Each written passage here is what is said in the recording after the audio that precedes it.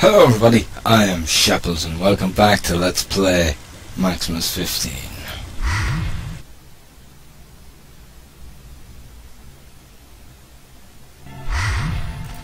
So, at the end of the last part, I made a very bold statement that Titan Quest is a better game than Diablo 2.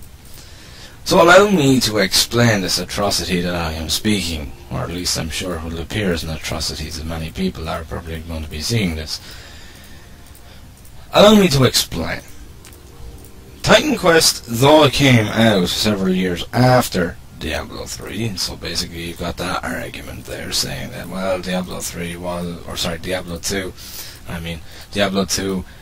was released about between 3 and 4 years before Titan Quest. So basically you got that whole argument there. Right, I'm scrapping that fucking argument. That argument is not even going to come into this. Let's start off with something like Titan Quest's inventory management system. The inventory is very easy to use in Titan Quest. It's bigger than in Diablo, and it can be expanded as you progress through the game. That's fucking awesome. It means you're not going backwards and forwards to fucking town every 2 fucking seconds. That I love. So, we've got that covered. 1 for Titan Quest, 0 for Diablo 2. Then you've got the skill system. The Diablo 2 skill system was good, but it wasn't that good. It was a bit confusing, and I found that most of the skills in the skill tree I never even bothered my whole to use because they either didn't interest me or they didn't suit my playstyle or whatever. And therefore most of them got kind of just left to the side and pointless, in my honest opinion. Titan Quest, on the other hand, was different. Your class is actually specified and designed by what skill trees you choose. At the start of the game you get to choose 1 skill tree out of, I think it's about 8 or 9. Big mistake, Android. So like you could go for Warfare, which is someone that focuses more on damage per second and can dual wield melee weapons. There's Defense, which is the more defensive character who uses maces and shields, or then there's the likes of the Fire Caster, Lightning Caster, the Rogue, which is, you know, a bit of a hit and run character who poisons enemies, things like that, or makes them bleed. You've got the Hunter, which uses bows and spears, and so on and so forth. And then I think it's at level, it's between level 8 and 9. You get to choose a second skill tree out of the remaining left. And that is through those 2 choices that your class is actually formed. And you can basically interact with each of these skill trees as you see fit. You can put whatever skill points into whatever skill of each tree you wish as you level up, and it really makes for great customization, excellent abilities of choosing your equipment and to what suits your character, and so on and so forth. It just leads to limitless possibilities of your character, making for an absolutely amazing online class experience. Because no matter how many times you come across different people, or how many different people you come across, you are never, ever going to find a character that is going to be exactly like you. Whilst in Diablo 3, Diablo 3 in my head now. Whilst in Diablo 2, the class was essentially a class, and you know, a lot of people played the class pretty much the fucking same, I found that. And yeah, so there's another reason. Next is the storage system in the game. In Diablo 2 you did have a storage. It was pretty measly and stingy and small, but you know, it did the job. In Titan Quest, however, you've got a really big sort of storage, and you've got a storage that crosses over from character to character. So basically all your characters have a storage of their own, but they've also got one storage in which they can trade items between each other. Meaning that if your assassin found a mage item, a really powerful mage item, they could stick it into the transfer storage, and then you could go onto a mage character or create a mage character and then transfer that magic item to them. Meaning that no item had to ever go to fucking waste.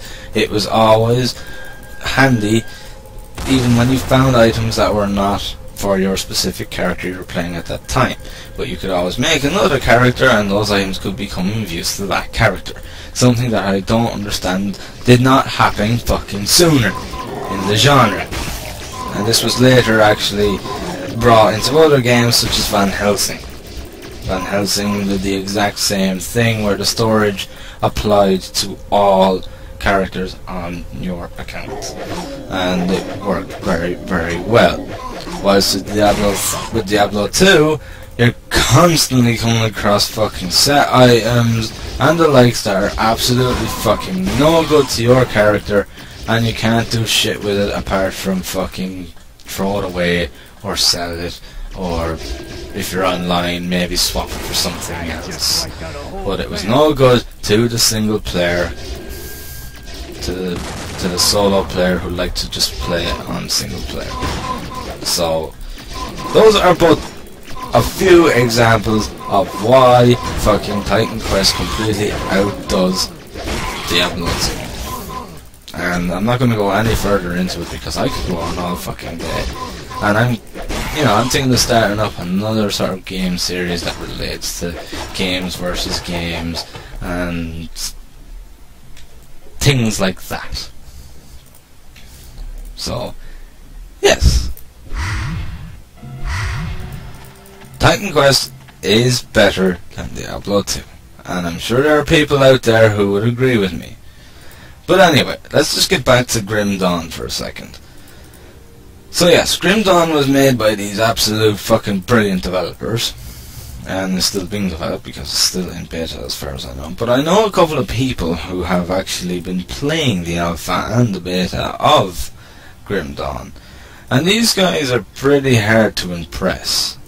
And to a sense that if a game is shit, they'll say this game is shit. So basically, these guys have gone and they've been playing the beta and alpha, and they've actually been saying that Grim Dawn is an absolutely amazing game, with one of them actually stating that it is the most fun they've had in a game in a very long time, which shows some pretty amazing promise for such a statement to be made. So obviously Grim Dawn is doing something fucking right, and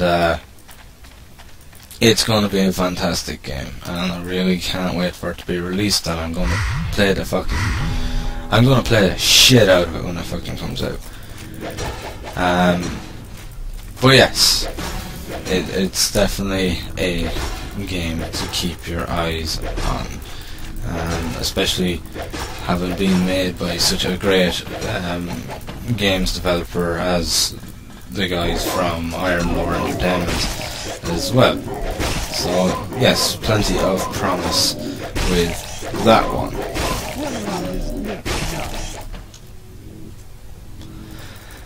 But is there any other action RPGs that are still going out there that need to be kind of looked more into? I'm not 100% sure. Those are the ones that I'm more aware of at the moment.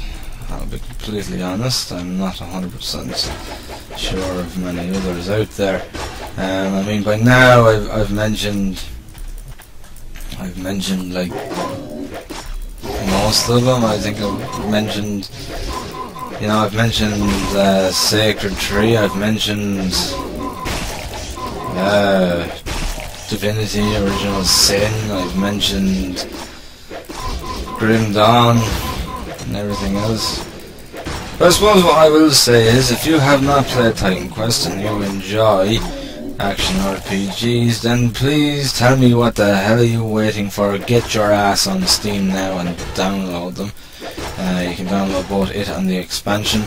In truth, you really need the expansion to get the full-on experience, as it was the expansion that added in a lot of the functions, such as the item transfer between characters mechanic. It was the expansion that added that, and on top of that it also added in more of a crafting system that allows you to craft artifacts to basically increase your strength even further and things like that. And yeah, so if you are going to get Titan Quest, I highly recommend that you get the expansion as well. It basically finishes off the story, and it adds in a lot. It adds in a new skill tree, and it adds in heaps of new items, new enemies, a whole new chapter, and it's fucking good. It's good. You really need the expansion to get the full enjoyment out of the game, though. So, excuse me.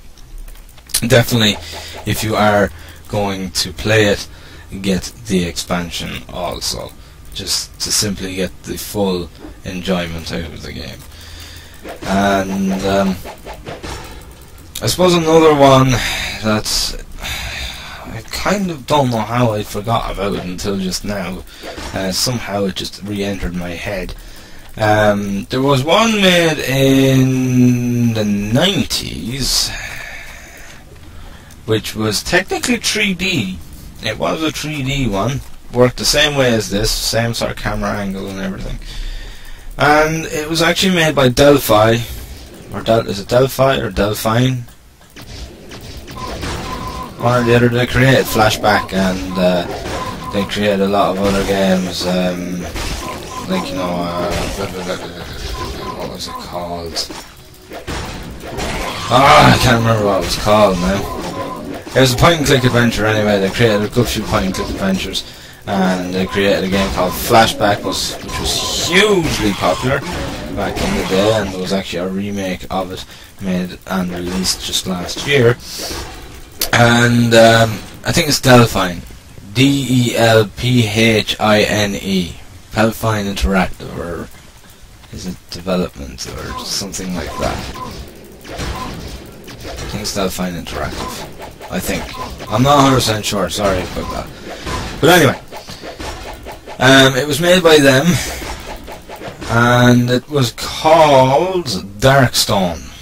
And Darkstone is an action RPG, and it was available on the PC, and it was also available on the PlayStation 1. And basically, it's your typical story of, you know, you're the good guy, you have to stop the bad guy, and, you know, stop the world from falling into complete and utter darkness, and mankind being in trouble from the bad guy, and, you know, it's the usual rigmarole. And it uses the Diablo procedurally generated, the randomly generated kind of idea, and it works pretty well. I can't really say I have any faults with it, and it's a really good game. I'm going to go more into it now in a second, but I'm going to have to just pause this for a second because I need to just restart the game so that it doesn't crash on me, so I'll be right back. Alright, so I'm back. Anyway, so continuing on what I was saying about Delphine's game, Darkstone. It's a randomly generated game, and it takes place in, you know, a medieval sort of setting.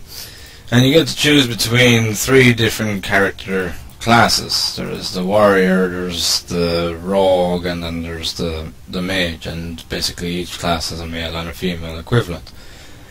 And you basically, it's very simple in the sense of how it's done.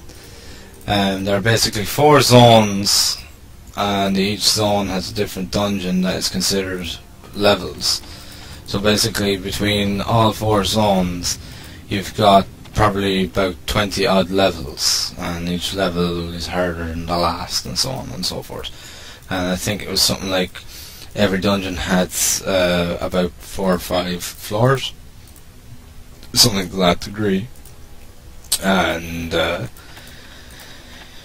you basically had to complete all these side quests. You got different side quests from people both in the town and around the actual zone maps, and the quests were randomly generated as well, so like every time you play, you might get a quest that you didn't previously get, or you know, it mixed up the quests a little bit in that sense. And there was a different kind of system to it, where your character actually got older as the game progressed, and you were able to actually counteract this aging by taking potions, kind of in the same way that Might and Magic did it. But I think actually, I don't know whether they had age in the earlier Might and Magic games, but they had it in Might and Magic 6, but Might and Magic 6 was actually released after Darkstone, so I can't really say whether it was an idea gotten from the Might and Magic series or not. I'm not 100% sure, because I'm not very familiar with the older Might and Magic, as in like 5 downwards. I don't know how they worked, whether they had the age system that the later games did, I'm not sure. But your character got older, and if they got too old, I think they died or they started to get weaker or something like that. I'm not 100% sure, because I never let my character get that old. But you can basically alternate it by taking age-defying, these sort of youth potions, and I think it was a nice little touch to it as well. And you can play through it. You know, you can play through the game, and then you can start a new game with your current character, whilst keeping all their equipment and all their stats and everything else. And there was a total of about 5 or 6 different difficulties, which unlocked in accordance to your character's level. And I think like the hardest one was level 70 or 80 plus or something like that. And on top of that, there was a lot of custom-made mods by fans and that you could download as well, which basically sort of made it even more of a game about being able to play, you know, even more adventures, which is something that wasn't really done with the likes of Diablo or many other action RPGs. And you could basically download other people's stories and journeys, and basically level up your character that way. So you didn't have to basically play the developer's game and level up. You could actually do it in any of the custom games as well. And it was really, really good, because it had lots of items, it had lots of enemies, and it had a really nice soundtrack to it. It was pretty fast as well. It took me a while to get used to the camera angle, because to the camera, because it worked exactly the same way as it works in this, and I wasn't used to that back then, because I was used to more of the Diablo approach, where there was no real control in the camera. And but it was a really, really good game. I think you can get it on GOG now for about, it's either $5.99 or $9.99, I'm not sure which. But it's definitely worth it, and if you can download and install some custom stories as well.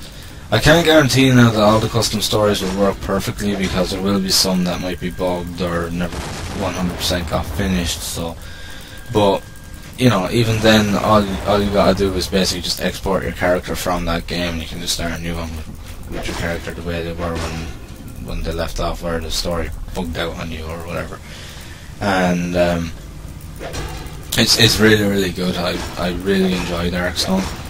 It's a great game. I wouldn't recommend getting the retail version, because the retail version is pretty buggy on modern systems. It's even buggy on mine, which is XP.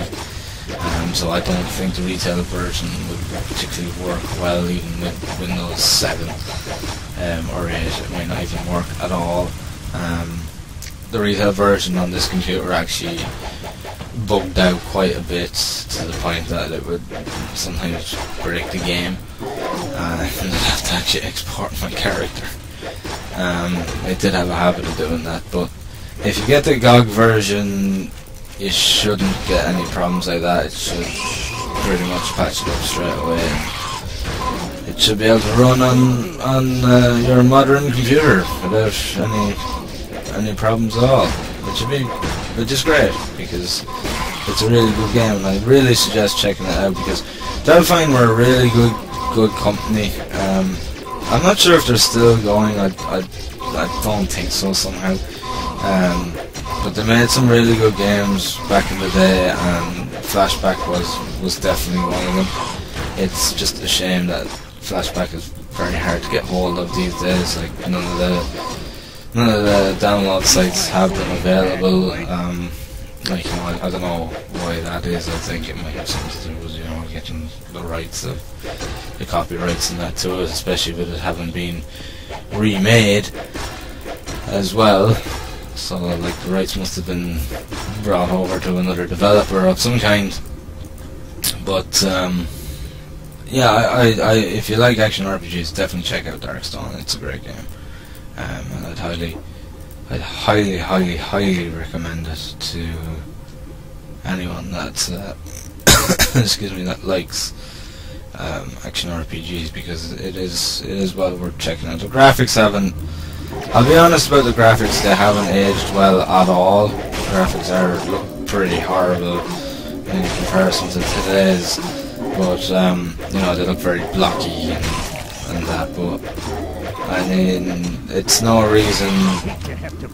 no reason to not check out Darkstone, because it's a fantastic game. I really enjoyed it, and I still enjoy it even today, even in its a blocky graphic state. I still... oh fuck, I'm gonna die. Bollocks! Fuck. Oh no.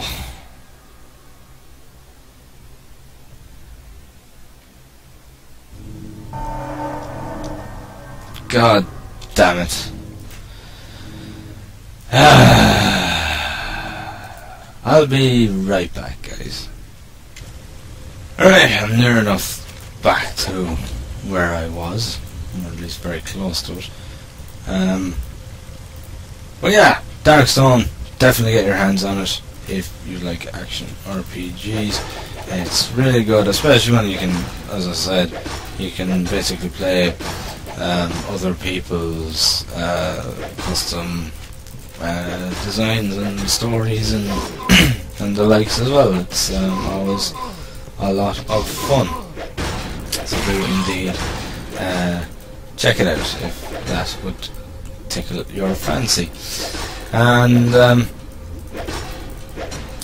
I'm going to save this time. And I'm having a bit more of a I'm starting to have a hard time now thinking of action RPGs. Because I'm definitely starting to run out of them at this stage, because I've pretty much spoken about all of the action RPGs that I know. So yeah, I'm really starting to run out now. I was hoping that my action RPG chat would last just about long enough to finish this, but unfortunately it didn't. It kind of got put flat on its face, unfortunately. I mean, I've mentioned all of the mainstream ones. I've mentioned some of the indie ones. I've even mentioned fucking Decaron before, which was was considered an online MMO action RPG to an extent. So yeah, I've definitely run out of ideas now of exactly what to talk about. Right, save game.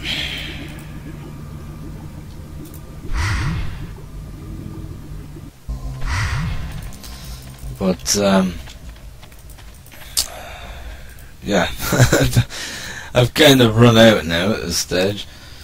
I suppose it was only a certain amount of time before I was going to run out of exactly what to say. But yeah, kind of a recap. Games that I'd recommend of the action RPG genre. The Sacred series, of course, are pretty good. I'd recommend them, particularly if you like open worlds. The Diablo series 1 and 2 I would recommend. 3 I'd say not to, because I just out of my own fucking principle and pride of not being involved in that shit. Titan Quest is a must for any action RPG fan. If you haven't played it, don't just sit there, log on to Steam now, buy it and download it and basically stock up on your beer and all your pizzas and shit, and get the microwave and plug it in beside your computer or whatever else you need, and basically have a piss pot beside you, because you're not going to be moving from that seat for about a week.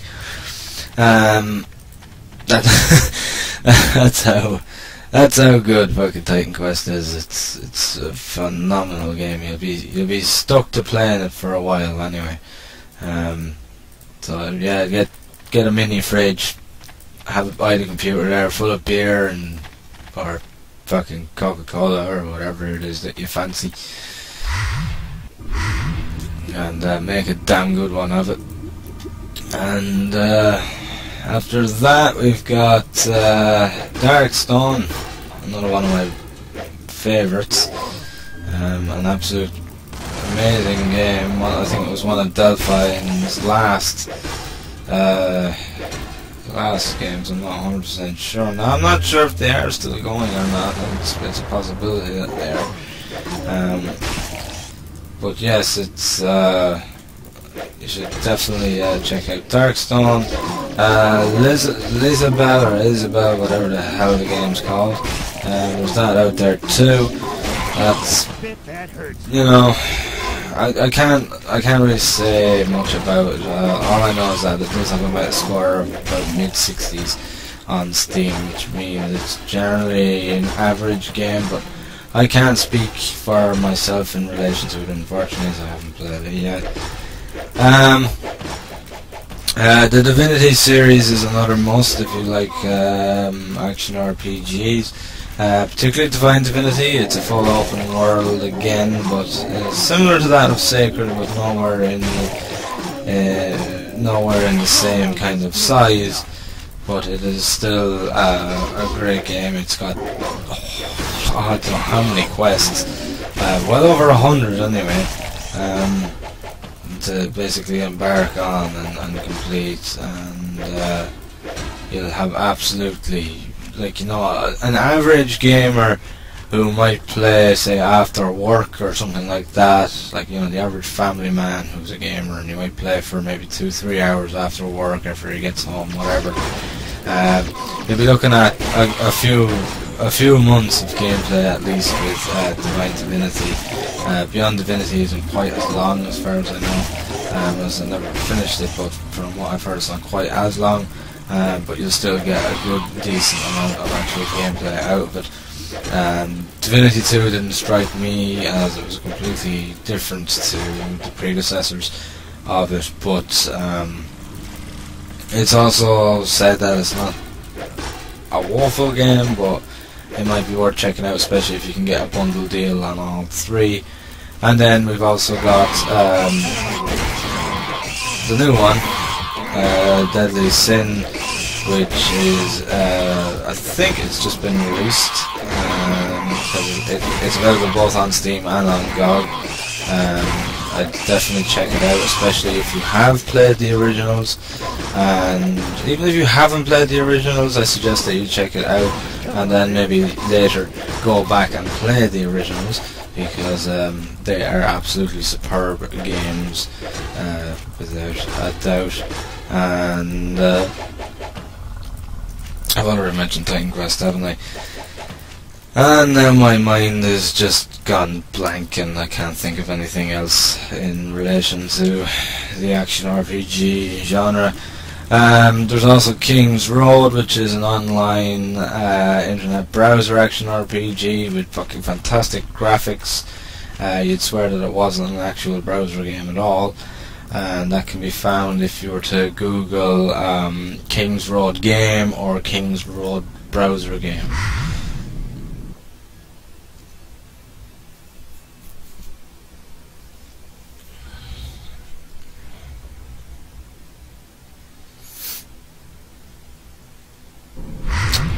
And after that you've got